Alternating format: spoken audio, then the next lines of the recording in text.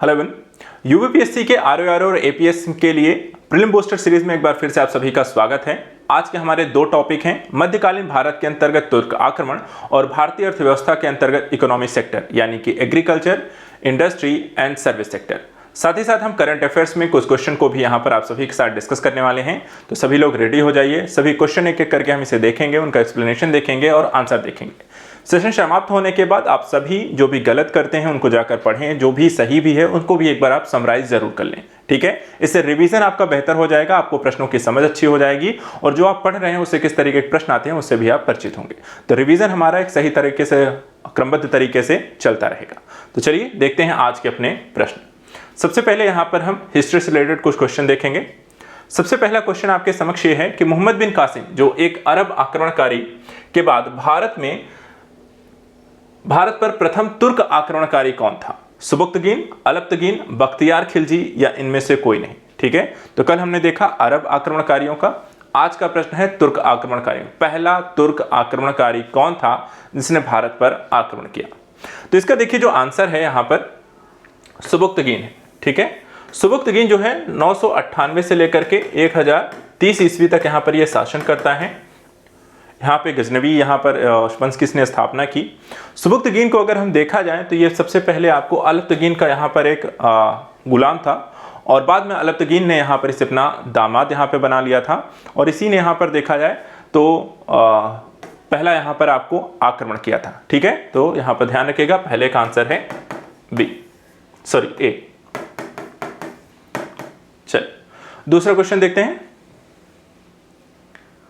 तुर्कों ने सर्वप्रथम किस भारतीय शासक को पराजित किया? ऑप्शन देख लें, दाऊद, राजा हरदत्त, जयपाल या भीम प्रथम। ABCD, ठीक है। तो पहला आक्रमण हमने देखा, तो पहला आक्रमण जो किया गया था तो यहां पर पहली बार किसको हराया था तुर्कों ने? इसका आंसर दीजिए A, B, C या D। देखा जाए तो अभी हमने जैसे डिस्कस किया कि सुबुक्तगीन जो है वो पहले यहां पर आक्रमण करता है और जो पहला उसने आक्रमण किया उसी ने यहां पर देखा जाए तो उस समय राजा था जयपाल, जो कि आपका पंजाब में अगर हम देखें जो मुल्तान के एरिया है, पेशावर के एरिया है, वहां पर वो शासन करता था और उनको ऊपर आक्रमण करके यहाँ पर सुबुक्तगीन ने जयपाल को हरा दिया था। आगे चलकर देखें तो महमूद गजनवी जब शासक बनता है, जो कि सुबुक्तगीन का यहाँ पर पुत्र रहता है, वो भी यहाँ पर आक्रमण करता है और जयपाल को वो भी यहाँ पे हरा देता है, ठीक है। तो यहाँ पर इसका नाम ध्यान रखिएगा। क्वेश्चन नंबर 2 का जो राइट आंसर हो जाएगा वो कौन सा है? सी।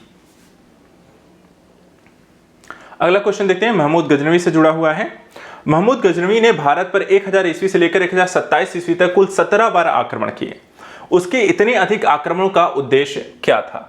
A, साम्राज्य स्थापना, B, धन लूटना, C, अपने पिता की मृत्यु का बदला लेना या D, हिंदू शाही शासक जयपाल की यहां पर सहायता करना।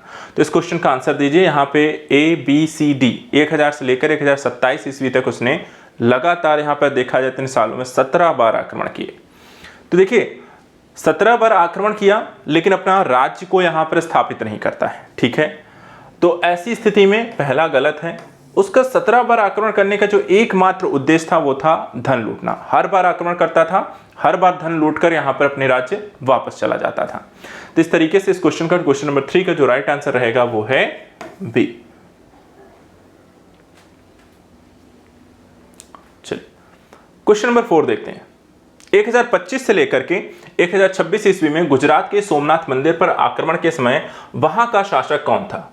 ए है जयपाल, बी है राजा नंद, सी है महाराजा भोज या डी है भीम प्रथम। तो ये आपको बताना है 1025-26 में गुजरात के सोमनाथ मंदिर पर आक्रमण के समय वहां का शासक कौन था? जयपाल, राजा नंद, महाराजा भोज या भीम प्रथम। ABCD। अगर हम देखें 1025-26 में देखा जाए तो एक सेकंड लास्ट आप कह सकते हैं, जो कि महमूद गजनवी के द्वारा भारत पर एक आक्रमण किया गया था, सोमनाथ मंदिर पर किया गया था और इस युद्ध में जो हुआ था यहाँ पर वो भीम प्रथम के साथ हुआ था। और भीम प्रथम के साथ देखा जाए जो ये युद्ध हुआ उसमें करीब 50,000 लोग मारे जाते हैं।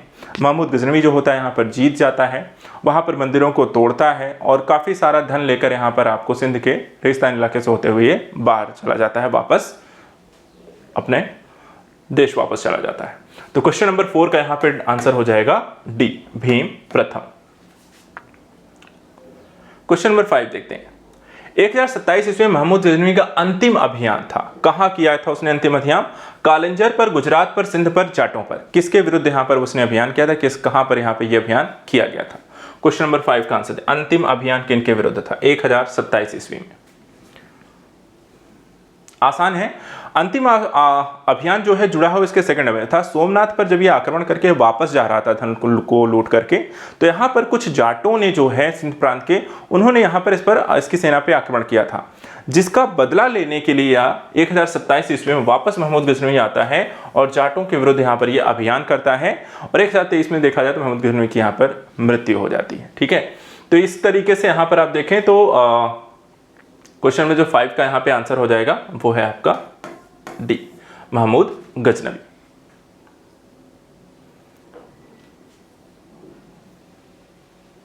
नेक्स्ट यहाँ पे देखते हैं, महमूद गजनवी के आक्रमण के समय कौन प्रसिद्ध लेखक उसके साथ भारत आया था। ठीक है, ए है फिरदौसी, बी है उतबी, सी है अलबरूनी, डी है फारूकी। तो क्वेश्चन नंबर 6, महमूद गजनवी के आक्रमण के समय कौन प्रसिद्ध लेखक उसके साथ यहां पर भारत आया, ए, बी, सी या डी। आसान है, अभी हमने इसको डिस्कस भी किया था, आपको याद होगा तो एक पुस्तक का हमने यहाँ पर डिस्कस किया था जिसको हम कहते हैं किताबुल हिंद। ठीक है, तारीखुल हिंद भी इसे कहते हैं, जिसकी रचना यहाँ पर की थी अलबरूनी ने।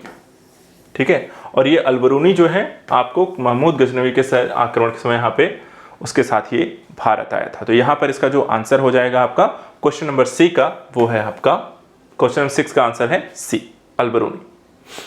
चलिए आते हैं इकोनॉमिक क्वेश्चन पे। ठीक है, तुर्क आक्रमण बहुत ज्यादा कुछ है नहीं यहाँ पे। आते हैं क्वेश्चन नंबर 7 इकोनॉमी पे। बड़ा टॉपिक है और काफी सारे यहाँ पर हम क्वेश्चन आज डिस्कस करने वाले हैं इस सेक्टर में।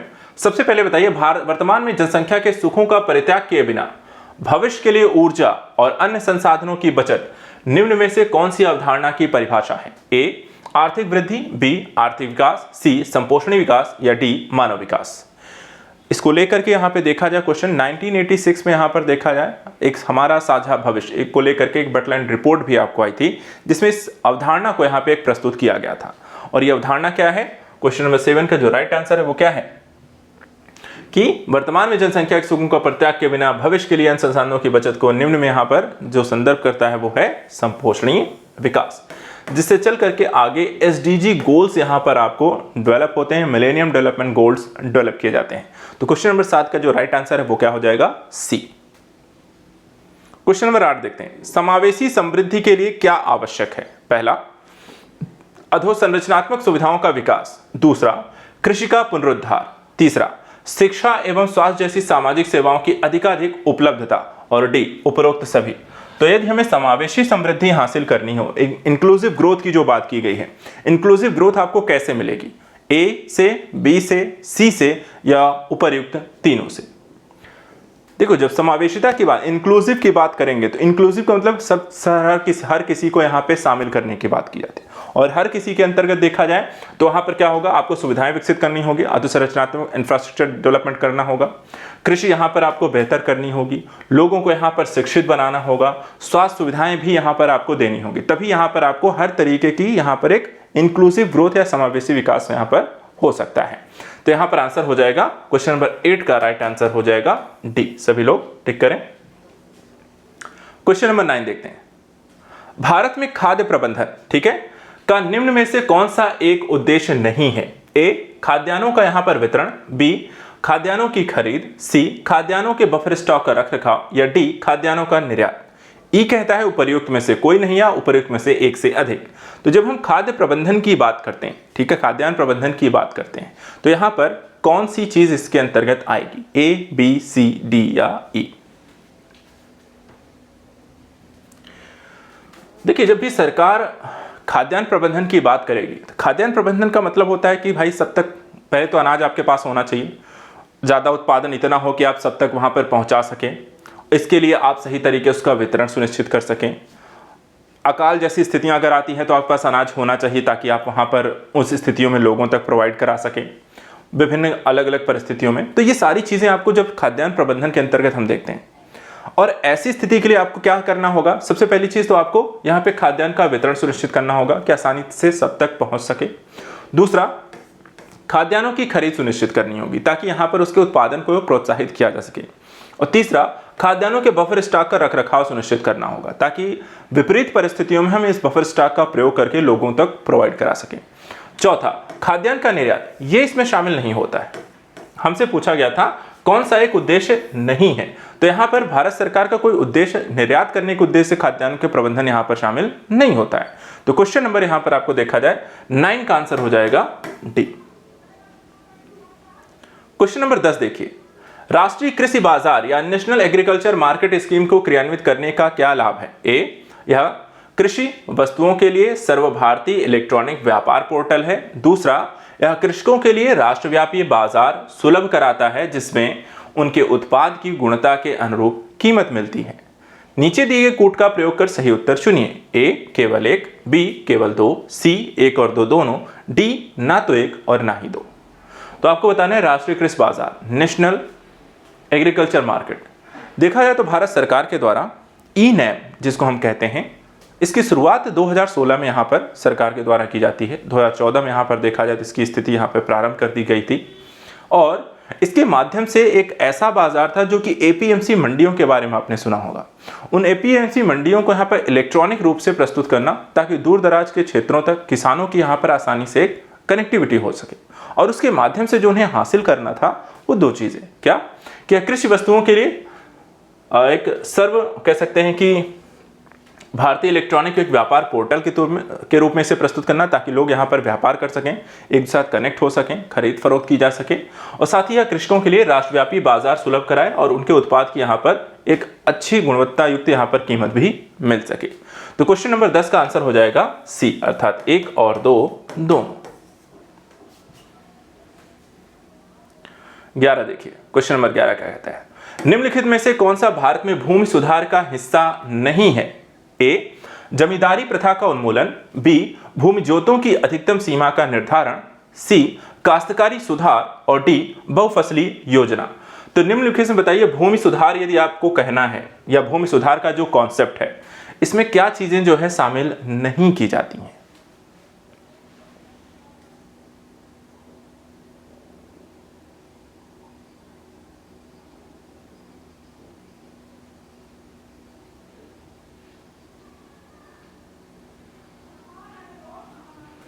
देखिए, जब भी हम भूमि सुधार करते हैं तो भूमि सुधार की समस्याएं क्या थी? एक तो जमींदारी प्रथा थी जिसके कारण यहाँ पर सभी तक भूमि नहीं उपलब्ध हो पाती थी, तो हमने क्या किया, जमींदारी प्रथा का उन्मूलन किया।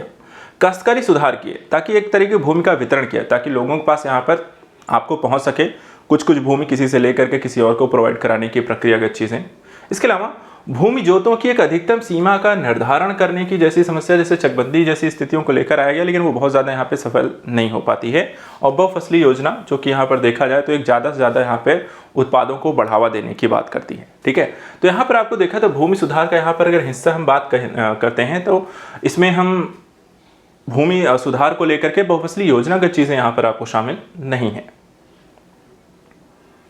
चलिए अगला, भारत में सीमांत जोत का आकार कितना है? ए, 5 हेक्टेयर से अधिक, बी, 2 हेक्टेयर से 4 हेक्टेयर, सी, 1 हेक्टेयर से 2 हेक्टेयर, डी, 1 हेक्टेयर से कम।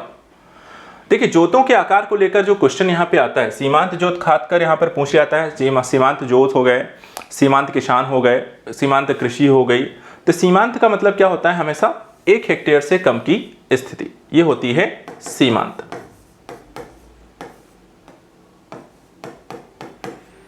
सबसे बड़ी जोत जो होती हैं वो 5 हेक्टेयर से अधिक होती हैं, बेसिकली इसे हम कहते हैं 4 से 10 हेक्टेयर के बीच।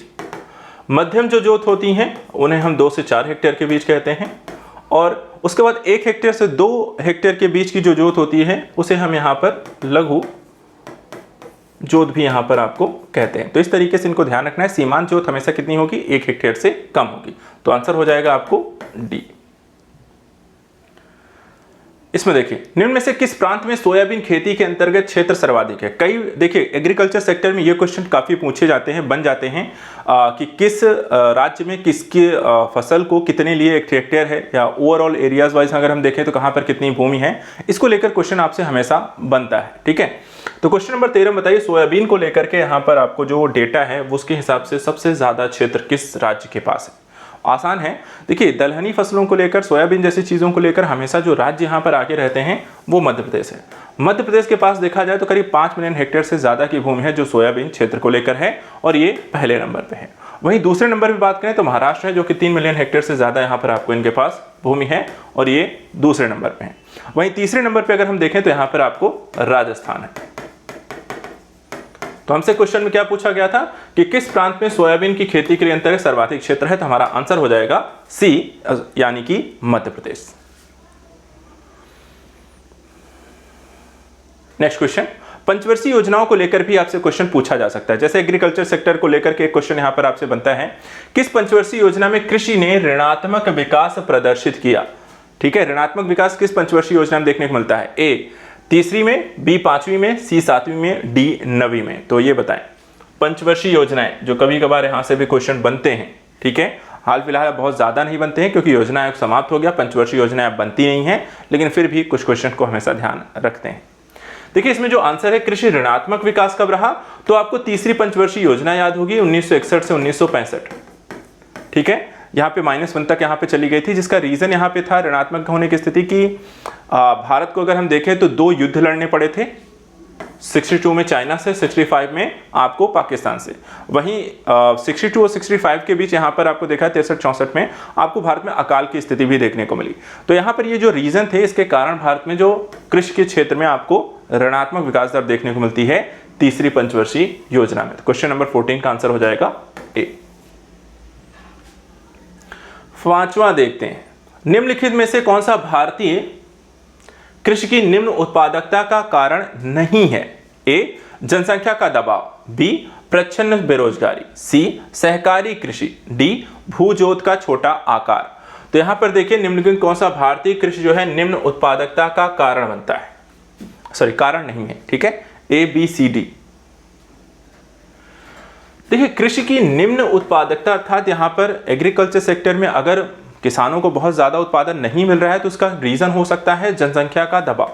ठीक है, प्रच्छन्न बेरोजगारी भी हो सकती है, जो लोग वहां पर काम कर रहे हो लेकिन उसके अनुरूप वहां पर उत्पादन नहीं हो रहा है, लोग अगर उनको हटा भी दें उत्पादन से कोई फर्क नहीं पड़ता है। भूजोत का छोटा आकार भी होने के कारण भी देखा जाए, छोटे छोटे खेतों में आपको मेहनत ज्यादा लग जाती है, आपको कह सकते हैं लागत ज्यादा आती है, लेकिन उत्पादन उसके अनुकूल नहीं मिलता है।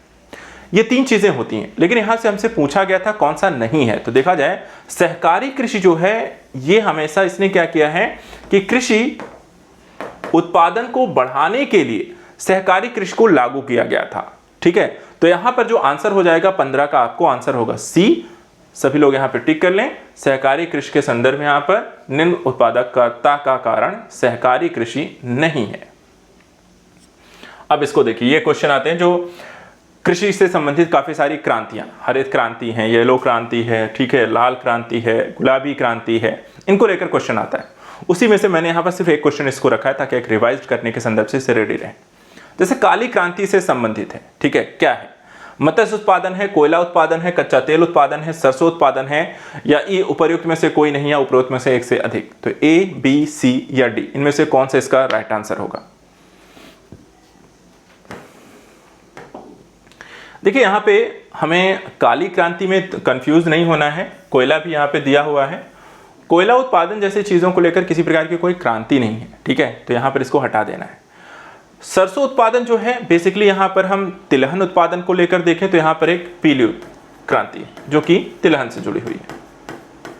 लेकिन हमसे पूछा गया मत्स्य पालन, जो कि यहां पर आपको देखा जाए मछली पालन को नीली क्रांति से जोड़ा जाता है, लेकिन काली क्रांति का जो यहां पर आपको आंसर हो जाएगा वो है कच्चे तेल के उत्पादन को लेकर। ठीक है, तो काली क्रांति, कच्चा तेल, बस इतना ध्यान रखना है। क्वेश्चन नंबर 16 का आंसर है सी। हरित क्रांति आप जानते ही हैं, एग्रीकल्चर सेक्टर को लेकर है, खाद्यान्न उत्पादन को लेकर के। चलिए क्वेश्चन नंबर 17 देखते हैं। प्रधानमंत्री फसल बीमा योजना के संदर्भ में निम्नलिखित कथनों पर विचार कीजिए। इस योजना के अंतर्गत कृषकों को वर्ष के किसी भी मौसम में उनके द्वारा किसी भी फसल पर खेती करने पर 2% की एक समान दर से बीमा किस्त का भुगतान करना, और दूसरा, यह योजना चक्रवात एवं गैर मौसमी वर्षा से होने वाली कटाई उपरांत घाटे की बीमाकृत कराती है। उपर्युक्त कथनों में से कौन सा सही है? केवल 1, केवल 2, केवल सी 1 और 2 दोनों, डी ना तो 1 और ना ही 2। सरकार के द्वारा देखा जाए तो एग्रीकल्चर, सेवा सेक्टर और उद्योगों के लिए कई सारी योजनाएं चलाई जाती हैं और ये योजनाएं आपके परीक्षा में पूछे जाने वाले सबसे इंपॉर्टेंट टॉपिक्स में से एक है। तो यहाँ पर आपको ध्यान रखना है, इकोनॉमिकल सेक्टर में सरकार सबसे ज़्यादा योजनाएं चलाती है, एक ऐसा सेक्टर है, इसलिए इनको ध्यान रखना है। जो भी योजनागत चीज़ें हैं उनको यहाँ पर ज़रूर रिवीजन करना है, खासकर करंट ओरिएंटेड। इस क्वेश्चन का अगर हम आंसर देखें, इस क्वेश्चन में देखें जाए तो प्रधानमंत्री फसल बीमा योजना को लेकर आपसे पूछा गया। इसमें चीज़ ध्यान रखिएगा, इसमें दोनों फैक्ट को थोड़ा सा हम करेक्ट करेंगे। इसमें यहाँ पर कहा गया कि एक समान दर से बीमा किस्त का भुगतान करना, ये इतना गलत है। ठीक है, एक समान दर से नहीं थी, यहां पर अलग अलग दर थी। ठीक है, जैसे कि 2% जो बीमा किस्त है ये खरीफ फसलों के लिए थी, एक 1.5% जो है रबी फसलों के लिए थी, और वहीं 5% थी आपको विपणन फसलों के लिए, व्यापारिक फसलों के लिए। ठीक है, तो यहां पर पहला इसलिए गलत है आपका। दूसरा कहा गया कि यह योजना चक्रवात और गैर मौसमी वर्षा होने वाली कटाई उपरांत घाटे की बीमाकृत यहां पे कराती है, ये आपका सही हो जाएगा। तो आंसर हो जाएगा आपका केवल 2, यानी कि बी। वहीं फसल बीमा योजना की बात करें तो 2016 में सरकार के द्वारा इसे यहां पे प्रारंभ की गई योजना है। ठीक है, तो क्वेश्चन नंबर आपको 17 का आंसर हो जाएगा बी। यहां पे देखिए क्वेश्चन नंबर 18, गन्ने की उचित एवं लाभप्रद कीमत यानी कि एफआरपी को निम्नलिखित में से कौन अनुमोदित करता है? ए, आर्थिक मामलों की मंत्रिमंडलीय समिति, बी, कृषि लागत और कीमत आयोग, सी, कृषि मंत्रालय का विपणन और निरीक्षण निदेशालय, डी, कृषि उत्पाद और विपणन समिति। तो क्वेश्चन नंबर 18 का आंसर बताइए, ए, बी, सी, डी में से इसका राइट आंसर क्या है? देखिए यहाँ पे दो चीजें हैं, एक तो आपको हम एफआरपी के बारे में पढ़ रहे हैं और एक एमएसपी के बारे में भी है। ठीक है, एफआरपी को लेकर के यहाँ पे जो क्वेश्चन पूछा गया कौन घोषित कराता है, तो यहाँ पे ये अलग है। ठीक है, ये कौन करता है? आर्थिक मामलों की मंत्रिमंडलीय समिति के द्वारा गन्ने के लिए यहाँ पर एमएसपी ना घोषित करके क्या घोषित किया जाता है? एफआरपी घोषित किया जाता है। और घोषित कौन करता है? तो यहाँ पर अनुमोदित कौन करता है? तो आर्थिक मामलों की मंत्रिमंडलीय समिति के द्वारा घोषित किया जाता है या उसको अनुमोदित किया जाता है। तो क्वेश्चन नंबर 18 का आंसर हो जाएगा आपका ए। अब यहां पर एमएसपी को लेकर भी मैंने इसीलिए एक क्वेश्चन रखा हुआ है ताकि आप एफआरपी और एमएसपी दोनों को बेहतर तरीके से समझ लें। एमएसपी को लेकर देखिए क्वेश्चन क्या है। क्वेश्चन है कि निम्नलिखित में कथनों पर विचार कीजिए। पहला, सभी अनाजों, दालों और तिलहनों का न्यूनतम समर्थन मूल्य यानी कि एमएसपी पर प्रमाण यानी कि खरीद भारत के किसी भी राज्य में, केंद्र शासित प्रदेश में असीमित होती है। दूसरा, अनाजों एवं दालों का एमएसपी किसी भी राज्य और केंद्र शासित प्रदेश में उस स्तर तक निर्धारित किया जाता है जिस स्तर पे बाजार मूल्य कभी नहीं पहुंच पाते हैं। ठीक है, उपर्युक्त कथनों में से कौन सा सही है? केवल एक सही है, केवल दो सही है, एक और दो दोनों सही हैं, ना तो एक सही है और ना ही दो सही है। तो यहां पर इसे अच्छे से समझ लीजिए, पढ़ लीजिए एक बार अपने स्तर पर भी, उसके बाद आंसर दीजिए। एमएसपी के संदर्भ में क्या दोनों कथन सही हैं, क्या एक सही है या दोनों ही सही नहीं है? तो चलिए इसको देख लीजिए अपना अपना आंसर देने के बाद। एमएसपी को लेकर देखा जाए तो जो घोषित करता है कृषि, यहां पर आप देख सकते कृषि कीमत एवं लागत आयोग जो है, यहां पर हमने इस क्वेश्चन में आंसर यहां पे देखिए, कृषि लागत एवं कीमत आयोग के द्वारा इसे घोषित किया जाता है। उसको लेकर के यहाँ पर आपको 22 अलग अलग फसलों को लेकर यहाँ पे इसकी घोषणा इसमें शामिल होती है। और एमएसपी को लेकर के हम इसमें खाद्यान्न, दलहन, तिलहन, कई सारी फसलें इसमें आपको शामिल की जाती हैं।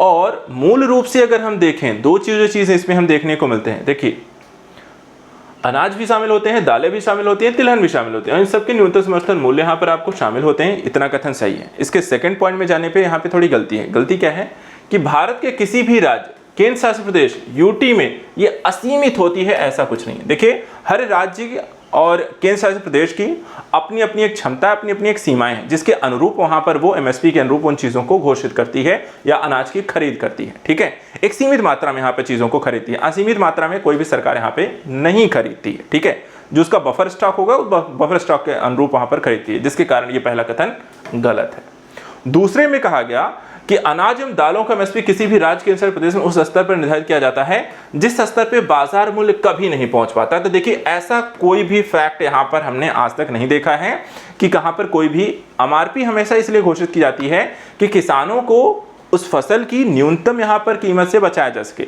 ठीक है, वहां पर किसानों के लाभ को सुनिश्चित किया जाता है, बाजार मूल्य से कम ना हो इस के रूप में सुनिश्चित किया जाता है, ना कि यह सुनिश्चित किया कि बाजार मूल्य उससे ऊपर कभी नहीं पहुंच पाए या उसके बराबर कभी ना पहुंच पाए।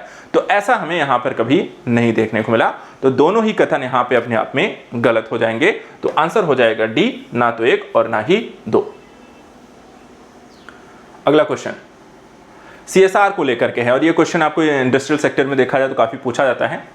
कॉर्पोरेट सामाजिक उत्तरदायित्व के संदर्भ में निम्नलिखित में से कौन सा कथन सही है? ए, कंपनी एक्ट 2014 ने सीएसआर को अनिवार्य बनाया, और दूसरा, इसके अंतर्गत आने वाली कंपनियों को अपने वार्षिक शुद्ध लाभ का 1% सीएसआर की गतिविधियों में व्यय करना होगा।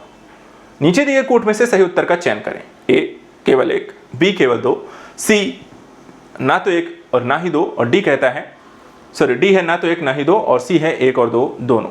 सीएसआर को लेकर देखा जाए, कॉर्पोरेट सोशल रिस्पॉन्सिबिलिटी, इसको लेकर के क्वेश्चन अपने आप में देखा जाए तो क्या सही होगा, इसे समझ लें। देखिए, सीएसआर को लागू करने के पीछे का उद्देश्य यह था कि जो कंपनियां हैं उनको सामाजिक विकास में एक उत्तरदायित्व के तौर पर उनको स्वयं यहाँ पे कार्य करने के लिए कुछ ना कुछ यहाँ पर उत्तरदायित्व सौंपे जाएं, और ये वो स्वयं अपने खर्च में करें, ना कि सरकार के द्वारा यहाँ पर अनुमोदित किए जाएं। और इस उद्देश्य से यहाँ पे कॉर्पोरेट यहाँ पर सामाजिक उत्तरदायित्व लागू किया गया। अब इसको लेकर सरकार, देखिए, ऐसे कहने पे कोई यहाँ पे तैयार नहीं होता, करता तो कोई करता, कुछ ना करते। इसके लिए सरकार ने एक अधिनियम बनाया, और वो अधिनियम देखिए यहाँ पे था कंपनी एक्ट, लेकिन 2014 नहीं था, ये गलत है। यहाँ पे था 2013, यानी कंपनी एक्ट कब लेकर आया?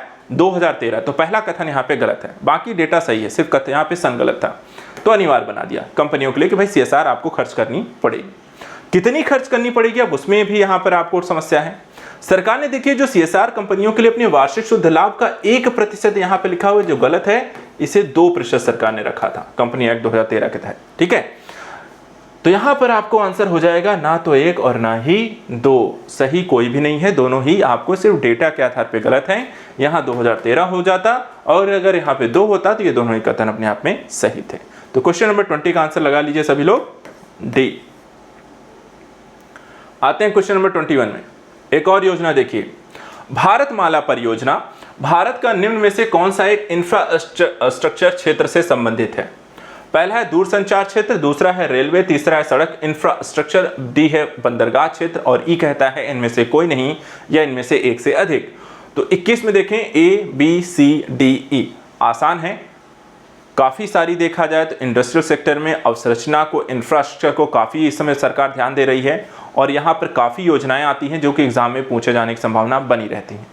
इसमें देखें तो इस क्वेश्चन का जो राइट आंसर है, जो भारतमाला परियोजना जो शामिल है वो आपको सड़क इंफ्रास्ट्रक्चर से शामिल है। भारत सरकार देखा जाए तो भारतमाला परियोजना के माध्यम से आर्थिक गलियारों का विकास कर रही है। इसके माध्यम से भारत सरकार सड़क के माध्यम से आपको बंदरगाहों को मेन सिटी से, कॉर्पोरेट सेंटर से, आपको वेयर हाउसेस से जोड़ रही है, ताकि यहाँ पर आवागमन तेजी से हो सके, व्यापार को बढ़ावा मिल सके, और इसके लिए यहाँ पे भारतमाला परियोजना को डेवलप किया है। साथ ही साथ इसे बंदरगाहों के साथ साथ एयरपोर्ट से भी यहाँ पे कनेक्टिविटी को डेवलप किया जा रहा है। तो सड़क इंफ्रास्ट्रक्चर को डेवलप करके यहाँ पर आर्थिक व्यापार को बढ़ावा देने की प्रक्रिया है। तो 21 का यहाँ पे आंसर हो जाएगा सी। अगला क्वेश्चन देखिए, कंपनियों को लेकर के देखा जाए, एक क्वेश्चन ये काफी आता है, महारत्न, नवरत्न आपको कंपनियां कौन सी हैं? ठीक है, तो यहाँ पर जैसे कि आपको मिनी रत्न भी कंपनियां भी होती हैं, तो इनको कैटेगरी वाइज कौन किस में आती हैं, इनको लेकर क्वेश्चन हो सकता है। जैसे क्वेश्चन मैंने यहाँ पे रखा है, निम्न में से कौन सा नवरत्न में शामिल है? A coal India, B Bharat heavy electricals limited, C Bharat electronics limited, D gas authority of India limited. तो 22 का आंसर देखें, ए बी सी डी में इसका राइट आंसर क्या होगा? देखिए यहाँ पे अब महारत्न, नवरत्न और मिनी रत्न कंपनियों को लेकर के काफ़ी सारे डेटा हैं, उसको याद रखना थोड़ा सा कठिन तो है, लेकिन फिर भी याद तो करना पड़ेगा। फिलहाल यहाँ पे इस क्वेश्चन के यहाँ पर अगर हम आंसर देखें तो यहाँ पर आपको नवरत्न कौन सा नहीं है, देखिए इसमें 3 महारत्न कंपनियां हैं और 1 नवरत्न कंपनी है। ठीक है, तो नवरत्न कौन सी है? भारत इलेक्ट्रॉनिक्स लिमिटेड, ये आपकी नवरत्न कंपनी है। बाकी coal India, Bharat heavy electricals limited और गैस अथॉरिटी ऑफ इंडिया यानी कि कोल, भेल और गेल, ये सभी की सभी कैसी हैं? आपकी महारत्न कंपनियां हैं। जबकि भारत इलेक्ट्रॉनिक्स लिमिटेड कौन सी है? आपकी नवरत्न कंपनी है। एक और क्वेश्चन देखिए, निम्नलिखित युगों में से कौन सा सही सुमेलित नहीं है? ठीक है, पहला, गोस्वामी समिति औद्योगिक रुग्णता की समस्या, बी है जानकी रमन समिति, शेयर घोटाले की जांच पड़ताल, सी मल्होत्रा समिति, बीमा क्षेत्र में सुधार, और डी तारापुर समिति, बैंकों में ग्राहक सेवा। तो बताएं यहां पे कौन सा युग्म किससे सम्मिलित है। तो यहां पर आपके पास 4 युग्म हैं। इन 4 युग्मों में से आपको बताना है कि कौन सा युग्म सही सुमेलित नहीं है। देखो यहाँ पे आंसर जो है बेसिकली जब आप अलग अलग टॉपिक्स को इसमें पढ़ते हैं तो वहाँ पर कभी ना कोई घोटाले, कोई समस्या और उनके निराकरण को लेकर समितियाँ सरकार गठित करती है, जांच पड़ताल के लिए गठित करती है, और हर एक क्षेत्र में कभी ना कभी कोई ना कोई समितियाँ ऐसी बनती रही हैं और इनको लेकर के एग्जाम में क्वेश्चन भी पूछा गया। जैसे कि यहाँ पर पहला जो है वो सही है, गोस्वामी समिति गठित की गई थी ताकि औद्योगिक जो रुग्णता है, खासकर यहाँ पर सरकारी सेक्टर में जो कंपनियां सार्वजनिक क्षेत्र की अच्छी नहीं कर पा रही थी, रोग थी, उनको कैसे बेहतर बनाया जा सके, क्या समस्या थी उसका पता लगाने के लिए। दूसरा यहाँ पे जो जानकी रमन समिति थी, ये शेयर घोटाले की यहाँ पे जांच पड़ताल को लेकर गठित की गई। मल्होत्रा जो समिति बीमा क्षेत्र में सुधार कैसे किया जा सकता है उसको लेकर गठित की गई थी। और तारापुर जो समिति, ये यहाँ पे आपको गलत है। तारापुर समिति जो है आपको पूंजी परिवर्तनीयता को लेकर यहां पे गठित की गई थी और इसलिए क्वेश्चन का जो राइट आंसर हो जाएगा ये हो जाएगा आपका डी। तो सभी लोग टिक कर लें, 23 का राइट आंसर होगा वो डी है।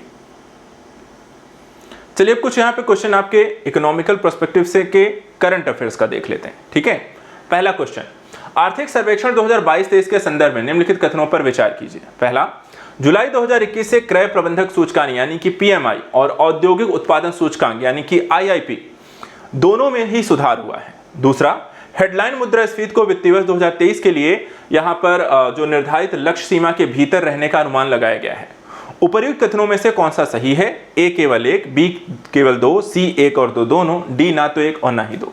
तो अगर आपने यहाँ पर इकोनॉमी सर्वे पढ़ा 2022-23 का, देखिए 2 चीजें जो करंट में आपको ज्यादा पूछी जाती हैं, इकोनॉमी सर्वे और बजट। ठीक है, इकोनॉमी सर्वे देखा जाए तो इस साल का जो है 22-23 और बजट जो है 23-24। इसके साथ साथ भारत सरकार की योजनागत चीजें और बीमा बैंकिंग सेक्टर जो है वो काफी आपको पूछे जाने वाले टॉपिक हैं। इसके अलावा एग्रीकल्चर को लेकर के सरकार के द्वारा नीतिगत चीजें। तो चलिए देखते हैं क्वेश्चन नंबर 24 का यहाँ पे आंसर क्या होगा। देखिए यहाँ पे सरकार के द्वारा जो दोनों ही कथन यहाँ पर आपको पूछा गया, दोनों में देखें। पहला, जुलाई 2021 से क्रय प्रबंधक सूचकांक यानी कि पीएमआई और औद्योगिक उत्पादन सूचकांक यानी कि आईआईपी दोनों ही में सुधार हुआ, इसलिए कथन एक आपका सही है। वहीं यह भी अनुमान लगाया गया कि हेडलाइन मुद्रास्फीति वर्ष 2022-23 में 6.8% यहां पर होगी, जो कि यहां पर आपको पहले निर्धारित लक्ष्य सीमा से बाहर है, इसलिए कथन 2 आपका सही नहीं है। तो केवल एक सही हो जाएगा, अर्थात आंसर हो जाएगा आपका केवल ए। एक टिक कर लें। क्वेश्चन नंबर 25, उत्पादन संबंध प्रोत्साहन यानी कि पीएलआई योजना, यह भी काफी चर्चा में रही है। निम्नलिखित कथनों पर विचार कीजिए। पहला, इसका उद्देश्य भारत में प्रमुख सेवा क्षेत्रों के मूल्य में वृद्धि करना है।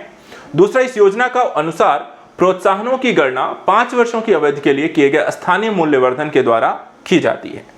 उपर्युक्त कथनों में से कौन सा सही है? केवल 1, केवल 2, दोनों ही, या उनमें से कोई नहीं। उत्पादन संबंध प्रोत्साहन योजना पीएलआई, जिसको हम शॉर्ट फॉर्म में कहते हैं, कौन सा यहां पे कथन सही होगा? ए, बी, सी या डी? चलिए देखते हैं इसका आंसर क्या है। देखिए, पीएलआई स्कीम को लेकर भारत सरकार के द्वारा 14 प्रमुख विनिर्माण क्षेत्रों को पीएलआई योजना की शुरुआत में विनिर्माण उद्योग के लिए अपने रणनीतिक लक्ष्यों को प्राप्त करने की दिशा में एक महत्वपूर्ण कदम के तौर पर इसे प्रस्तुत किया गया, अतः देखा जाए कथन एक आपका सही नहीं है। उसके बाद 1.97 लाख करोड़ रुपए के बजट के साथ यह योजना विभिन्न प्रोत्साहनों, सहयोग उपायों के माध्यम लक्षित उद्योग, उनके विकास और स्थिरता को प्रोत्साहित करने के लिए अच्छी तरह से डिजाइन की गई। मार्च 2020 की शुरुआत में अगर हम देखें, इस योजना ने प्रारंभ में 3 उद्योगों को लक्षित किया था, जिसमें से मोबाइल और संबद्ध घटक विनिर्माण, विद्युत घटक विनिर्माण और चिकित्सीय उपकरण इसमें शामिल रहे। इसके बाद इसके लक्षित क्षेत्रों में यहां पर देखें तो 14 क्षेत्र इस प्रकार रहे हैं, जिसमें मोबाइल विनिर्माण, चिकित्सा उपकरणों का विनिर्माण, ऑटोमोबाइल, ऑटो घटक यानी कि कंपोनेंट्स, फार्मास्यूटिकल्स, मेडिसिन, विशेष इस्पात, दूर संचार, इसके साथ साथ नेटवर्किंग संजाल, उत्पाद, इलेक्ट्रॉनिक उत्पाद, एसी, एलईडी, खाद्य उत्पादन, वस्त्र, सौर, आपको देखा जाए तो पैनल और मॉड्यूल, उन्नत रसायन विज्ञान सेल और बैटरी, ड्रोन एवं ड्रोन से संबंधित घटकों को इसमें शामिल किया गया। योजना के तहत जो प्रोत्साहन दिया जा रहा है इसके तहत यहां पर गणना जो है बढ़ी हुई है और बिक्री के आधार पर आपको की जाती है। इसमें उन्नत रासायनिक बैटरी सेल, वस्त्र उत्पाद, ड्रोन उद्योग, कुछ क्षेत्रों में दिए जाने वाले प्रोत्साहनों को देखा जाए तो 5 वर्ष की अवधि में यहां पर बिक्री प्रदर्शन स्थानीय मूल्यवर्धन के आधार पर की गई है, अतः कथन 2 यहां पर सही है। तो आंसर क्या हो जाएगा आपका? केवल 2 यानी कि बी आंसर रहेगा। इसके अलावा अनुसंधान एवं विकास हेतु निवेश पर जोर दिए जाने से किसी भी उद्योग को वैश्विक रुझानों के साथ अंतर्राष्ट्रीय बाजार में प्रतिस्पर्धी बनी रहने में ये योजना सहायता करती है। अगला क्वेश्चन, खाद्य और कृषि यानी कि FAO संगठन के संदर्भ में निम्नलिखित कथनों पर विचार कीजिए। पहला, FAO जो है एक स्वतंत्र एजेंसी है जो कि भूखमरी को समाप्त करने हेतु अंतर्राष्ट्रीय प्रयासों का नेतृत्व कराती है। दूसरा, विश्व खाद्य दिवस प्रत्येक वर्ष 16 अक्टूबर को मनाया जाता है। और तीसरा, state of the world forest को FAO के द्वारा प्रकाशित किया जाता है। उपर्युक्त कथनों में से कौन सा यहाँ पे सही है? ए है केवल 1 और 2, बी है केवल 2 और 3, सी है 1 और 3, डी है 1, 2, 3। तो यहां पर बताइए इस क्वेश्चन का राइट आंसर क्या होगा? Question number 26। FAO के संदर्भ में राइट आंसर क्या है?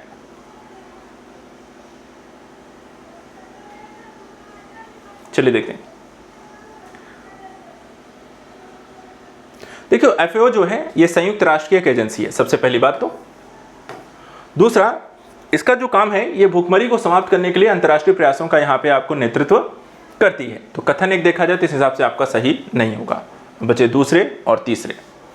इसमें देखिए विश्व खाद्य दिवस जो है प्रत्येक 16 अक्टूबर को यहाँ पर विश्व भर मनाया जाता है और 1945 में देखा जाए तो FAO के वर्षगांठ के उपलक्ष्य में यह दिन मनाया जाता है, था कथन 2 यहाँ पे सही है।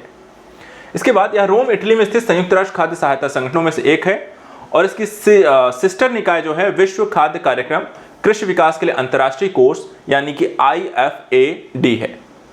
मुख्य प्रकाशन की बात करें तो ये the state of world fisheries and aquaculture, state of the world forest का है, अतः कथन 3 सही है।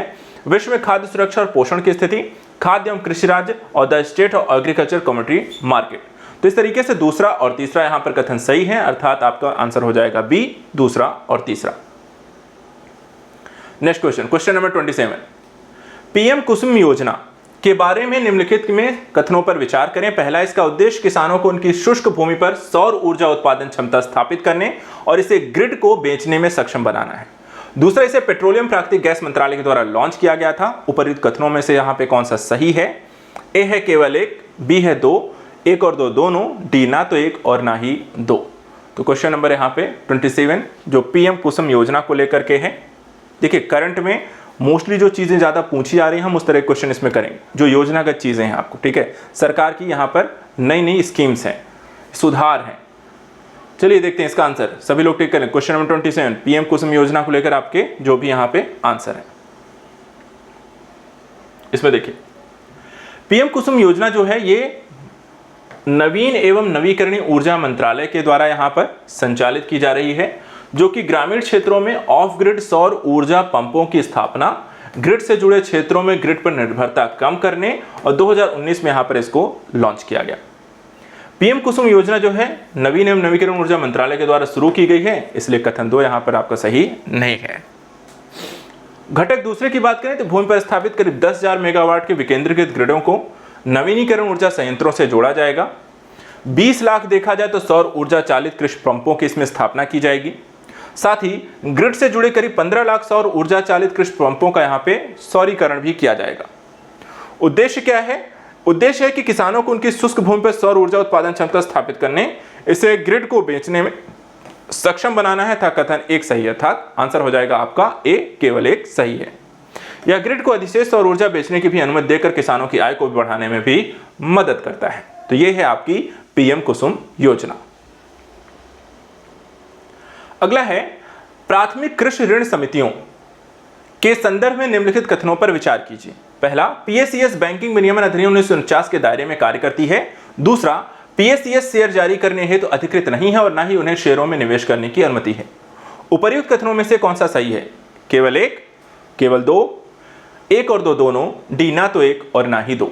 तो चलिए बताएं इसमें से राइट आंसर इसका क्या होगा। PACS को लेकर। ये भी एक क्वेश्चन है, ये टॉपिक है जो कि एग्जाम में एक दो बार यहाँ पर पूछा गया है, प्राथमिक कृषि ऋण समितियों को लेकर के। चलिए देखते हैं इसकी आंसर क्या है।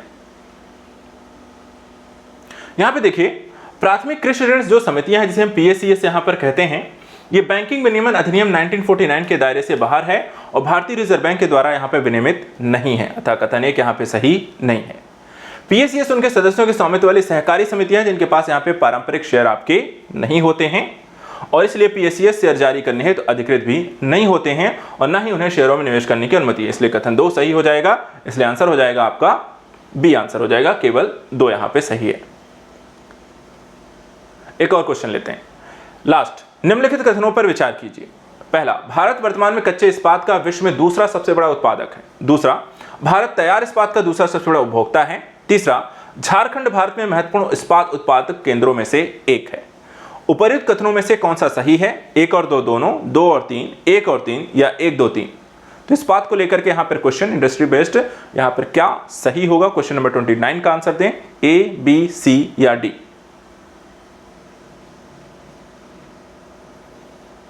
चलिए देखते हैं इसका आंसर। देखिए, भारत में इस्पात की जो स्थिति है इस समय, उत्पादन के लेकर यहां पर देख लें। सबसे पहले देखिए, कच्चे इस्पात का विश्व में दूसरा सबसे बड़ा उत्पादक भारत है, जहां 31 मार्च 2022 को समाप्त हुए वित्तीय वर्ष के दौरान 120 मिलियन टन कच्चे इस्पात का उत्पादन हुआ, इसलिए कथन एक यहां पर सही हो गया। भंडार की दृष्टिकोण से देखें, देश में इसका 80% से अधिक भंडार उड़ीसा, झारखंड, पश्चिम बंगाल, छत्तीसगढ़, आंध्र प्रदेश के उत्तरी क्षेत्रों में होता है। महत्वपूर्ण अगर हम इस्पात उत्पादक केंद्रों की बात करें तो भिलाई छत्तीसगढ़, दुर्गापुर पश्चिम बंगाल, बर्नपुर पश्चिम बंगाल, जमशेदपुर झारखंड, राउरकेला उड़ीसा, बोकारो झारखंड है, अतः कथन 3 भी यहां पर आपको सही है। उसके बाद खपत की बात करें तो भारतवर्ष 2021 में 1.623 MT में तैयार स्टील का दूसरा सबसे बड़ा उपभोक्ता रहा और विश्व स्टील एसोसिएशन के अनुसार चीन सबसे बड़ा स्टील उपभोक्ता था, अतः कथन 2 भी यहां पर सही है। अर्थात यहां पर देखा जाए तीनों ही कथन यहां पे आपको सही हैं, तो आंसर हो जाएगा D, A, B, C। ठीक है, 1 2 3 तीनों ही सही हैं। तो आज के सेशन में इतना ही। नेक्स्ट वीडियो में कुछ और टॉपिक को लेकर के जो आपके टारगेट वीक के अंतर्गत दिए गए हैं, तो कल हम दिल्ली सल्तनत के बारे में यहां पर आपको डिस्कस करेंगे और यहां पर भारतीय अर्थव्यवस्था के अंतर्गत यहां पर हम बैंकिंग बीमा सेक्टर्स को लेकर भी स्टार्ट करेंगे। साथ ही कुछ यहां पर एग्रीकल्चर, आपको सेवा सेक्टर रिलेटेड भी आपको क्वेश्चन हम देखेंगे। तो आज के लिए इतना ही। Thank you so much and good luck.